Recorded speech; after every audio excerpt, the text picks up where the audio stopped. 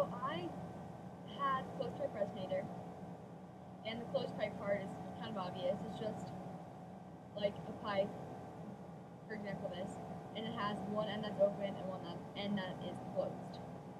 And what happens with it is when sound is produced, the air is what is vibrating. So the air vibrates in, hits the edges, bounces off the bottom, and then comes out the top. And that's how sound is produced. Like, don't hear that, but yeah. So that is close pipe.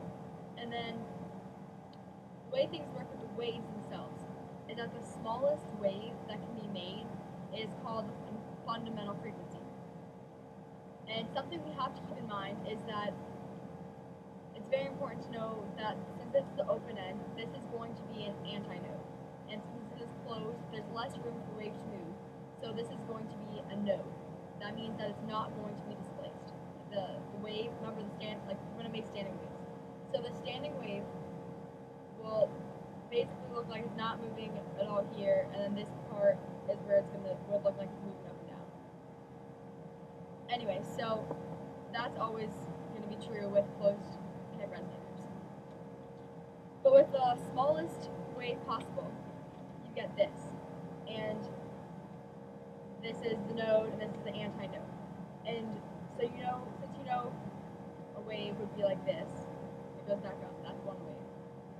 So this is going to be, this length here is 1/4 of the wavelength. And therefore, using the velocity equals frequency times wavelength, you get that this would be the frequency. And then, so this fundamental frequency is also a first harmonic. So with harmonics, the way it works is that the first harmonic is what the rest of them are based off of. And so a second harmonic would have a frequency that is twice the first harmonic's frequency. So then to go to the next harmonic, what you do is you add another node. So with closed pipe resonators, it gets kind of interesting because when you add another node, which is that black dot, when you add that other node, you get it like this is what is produced. And that length is going to be 3/4 of a wave. And therefore, this is its frequency. And so its frequency is 3 times the frequency of the first harmonic. And since the frequency is 3 times the first harmonic's frequency, it is a third harmonic. Now this means that because this is a node, this is an antinode, there are going to be no even harmonics. There are only going to be odd harmonics when it comes to closed pipe resonators. That's important. Oh, and then another thing is with the fundamental frequency, after fundamental frequency, you can go into the second, the overtones. So this is going to be the first overtone is the third harmonic. And then you can keep going, and so this would be the second overtone would be the fifth harmonic. So an overtone is just kind of after the fundamental frequency, the next possible harmonic. So it's it just goes on that pattern. So another way you can calculate the wavelength, rather than just looking at it and thinking about it, would be to use this formula.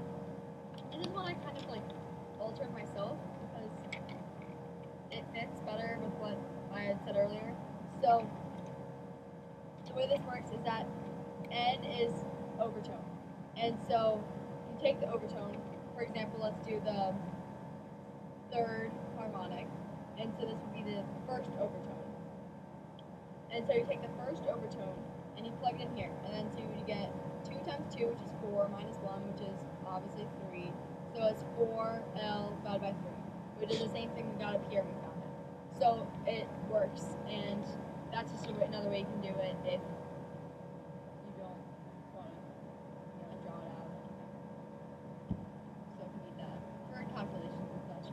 And a lot of times for the calculations of these, you're going to use the velocity equals frequency times wavelength, like we've known for a while. But so we're going to use that, and you have to figure out the length of the pipe, or you have the length, you have to figure out the frequency or stuff like that using the velocity.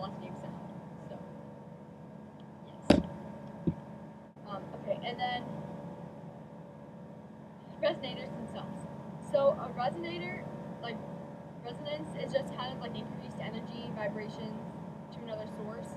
Basically, it's one thing that causes another thing to vibrate, usually with the same frequency. So, an example that's often used would be with the tuning, with something like the tuning forks we used in class. So, pretend like this is a tuning fork, and I put it on my shoe or whatever, and so it's vibrating. And I take this pipe, and since it's in water, it's now a closed pipe. And you put it over top of this, and this tuning fork is going to be vibrating. And these vibrations are going to go and send waves that are going to go through this tube and then come back out like a regular closed pipe. So that's a good example of resonance and closed pipe because it's this tuning fork is causing the frequency in. That's basically